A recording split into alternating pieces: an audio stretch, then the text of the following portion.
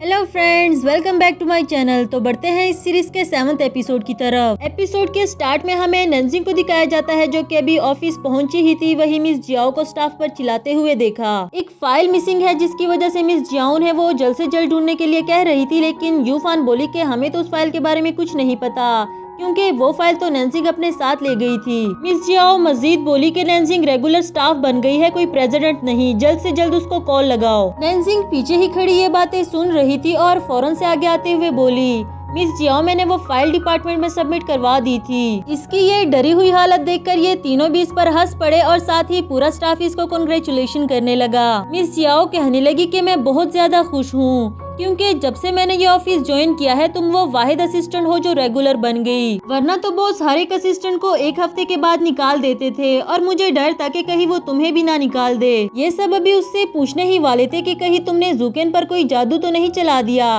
कि वहाँ जूकेन भी पहुँच आया ये किंग के बारे में पूछने के लिए। जब मिस जियाओ ने बताया कि आज वो ऑफिस नहीं आई तो वो नैन्जिंग से भी कोई बात किए बगैर वहाँ से चला गया। नेक्स्ट सीन में नैन्जिंग अपने आईडी कार्ड को देखकर काफी ज्यादा खुश हो रही थी कि फाइनली उसका ये सपना भी पूरा हो गया। तभी उससे जुआन का ख्याल आया कि अगर उस रात मेरे साथ वो ना होता तो शायद मैं कुछ भी ना कर पाती। आफ्टर दैट वो जाती है मिस जियाओ के पास, उन्हें बताती है कि क्यों ना हम आज रात की सेलिब्रेशन को पोस्टपोन कर दे। एक्चुअली मैं अपने एक दोस्त को डिनर पर इनवाइट करके उनको थैंक यू बोलना चाहती हूँ। मिस जियाओ भी उसके रिक्वेस्ट करने पर मान गई। तो दूसरी तरफ हमें जूकेन को दिखाया जाता है जो अभी भी ये किंग की कल रात वाली बातों को सोच रहा था। साथ ही वो गिफ्ट रिफंड करने के लिए बैग में डालता है जो उसके बर्थडे पर लेकर आया था। यहाँ नैन्जिंग जुआन को कॉल करके ऑफिस आने के लिए कहती है, जिस पर उसने तो आने से मना कर दिया। पर हमारी नैन्जिंग बोली अगर तुम नहीं आए तो सोच लो मेरे पास तुम्हें टेलीपोर्ट करने की पावर भी है। नेक्स्ट सीन में हमें दिखाया जाता है कि नैन्जिंग को मॉडर्न गेम्स खेलने के लिए लेकर आती है, लेकिन ये उसे तो बोरिंग लगे, अंदर जाने के लिए भी मना कर दिया।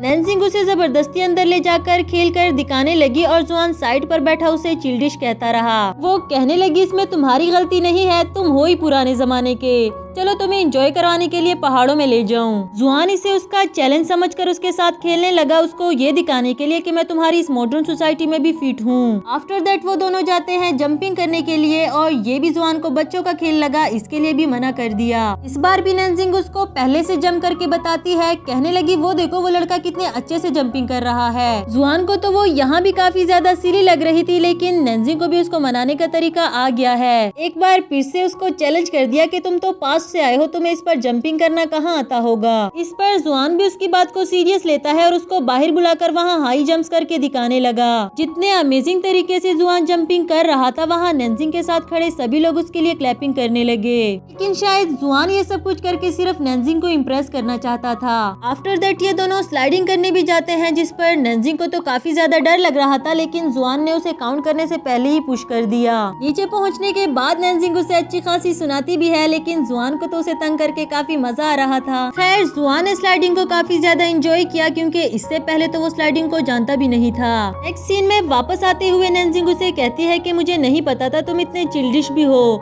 इससे पहले कि जुआन उसे कुछ कहता वो कहने लगी नहीं नहीं मेरा मतलब क्यूट भी हो। इसके बाद जुआन बोला मुझे प्यास लगी है, तुम मेरे लिए कुछ पीने को लेकर आओ, तब तक मैं वॉशरूम से होकर आता हूँ। अगले ही सीन में वो तो वापस आ गया, लेकिन नैन्जिंग का भी कोई अता पता नहीं। जहाँ उसकी नजर जूकेन पे पड़ी जो कि अपना गिफ्ट रिफंड करने के लिए आया था। चुपके छुपाते हुए उसे देखने लगा और यहाँ बाय चांस जूकेन की मुलाकात सुजेंग से हुई। वो ये किंग को शादी के लिए प्रपोज करना चाहता है, इसलिए यहाँ रिंग लेने आया था। किस तरह प्रपोज करने वाला है अपना ये आइडिया भी जूकेन के साथ शेयर किया, जिस पर वो ये किंग की पर्सनैलिटी के अकॉर्डिंग उसको आइडियाज देने लगा। इसके साथ साथ उसके लिए रिंग भी सिलेक्ट करते हुए चला गया और यहाँ जुआन ने उन दोनों की सारी बातें सुन ली। जितना अच्छे से जूकेन ये किंग की पर्सनैलिटी को जानता है उससे जुआन को अंदाजा हो ही गया कि वो उसे पसंद करता है। लेकिन जुआन के लिए तो ये अच्छी बात थी कि ये किंग को उसका बॉयफ्रेंड मिल गया और अब वो नैन्जिंग को जूकेन के साथ सेट करके यहाँ से चला जाएगा। इसके बाद नैन्जिंग आती है उसके लिए ड्रिंक लेकर, साथ टेडी बियर भी ले आई थी। उसे कहने लगी कि ये मुझे बिल्कुल तुम्हारी तरह लगा इसलिए मैं तुम्हारे लिए ले आई। इसके बाद जब भी तुम अकेला फील करो तो मुझे मत बुलाना, इस टेडी बियर से बातें कर लेना। जुआन को भी ये टेडी बियर काफी ज्यादा फनी लगा और कुछ लम्हों के लिए तो वो नैन्जिंग की तरफ अट्रैक्ट भी होने लगा,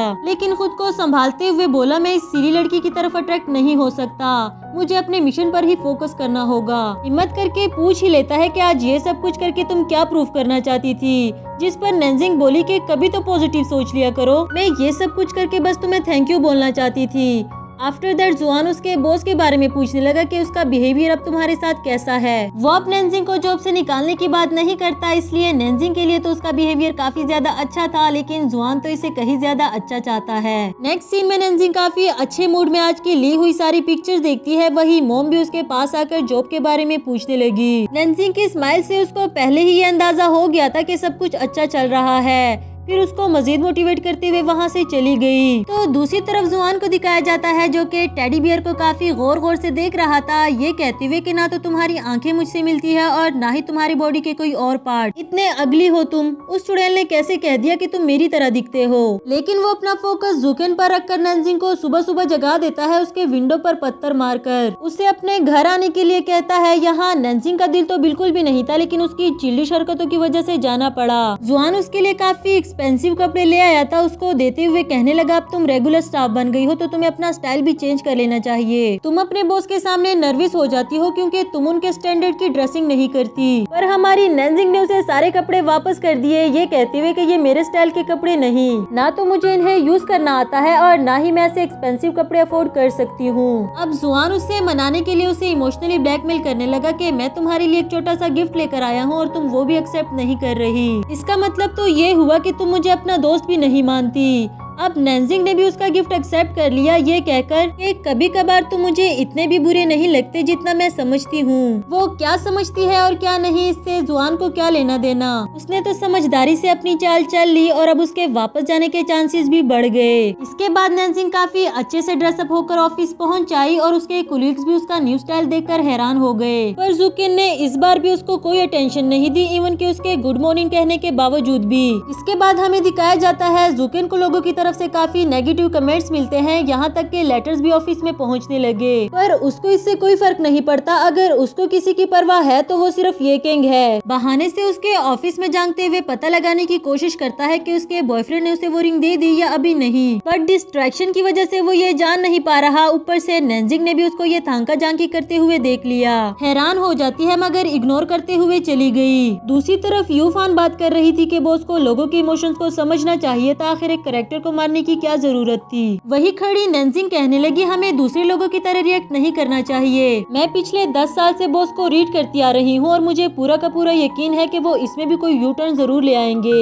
यही पीछे खड़े जुकिन ने भी उसकी बात सुन ली, जो कि यकीनन ऐसा ही करने वाला था। साथ ही उसे ऑफिस में बुलाकर उसका पहला टास्क देता है और हमारी नेंजिंग तो खुशी से समाई नहीं जा रही क्योंकि आज बॉस ने उसे पहला टास्क दे दिया। फिर उसे इतना खुश देखकर जुकिन उसे एक और टास्क भी दे देता है। वो टास्क ये था कि ये गैंग का मूड पता करके मुझे अपडेट देती रहना। इसके बाद नेंजिंग काफी हैप्पी होकर पहुंच जाती है ये गैंग के ऑफिस में, उसे फाइल देती है और अपनी खुशी की वजह भी बता दी। वो आज अच्छे से ड्रेसअप हुई है, इस पर ये गैंग ने उसको अप्रिशिएट भी किया। आफ्टर दैट नेंजिंग रिपोर्ट लेकर जुकिन के ऑफिस में वापस पहुंची उसको अपडेट करने के लिए, जहाँ जुकिन उससे पूछता है कि क्या ये गैंग ने कोई रिंग पहनी हुई थी, मगर हमारी नेंजिंग तो खुद भी हड़बड़ी में थी, उसने ठीक से तो देखा ही नहीं, पर ये जरूर बता दिया कि उसके टेबल पर ज्वेलरी का बॉक्स पड़ा था। जुकिन सिर्फ इतना भी सुनकर काफी ज्यादा डिस्टर्ब हो गया। नेक्स्ट सीन में ऑफिस से ऑफ होने पर नेंजिंग घर जाने ही वाली थी कि यहाँ जुआन की कॉल आई। उसे बताता है कि जब तक तुम्हारा बॉस घर ना चला जाए तो मैं वहाँ से नहीं आना चाहिए, आखिर तुम उनकी असिस्टेंट हो, ऐसे ही तो तुम्हारा काम उनको अच्छा लगेगा।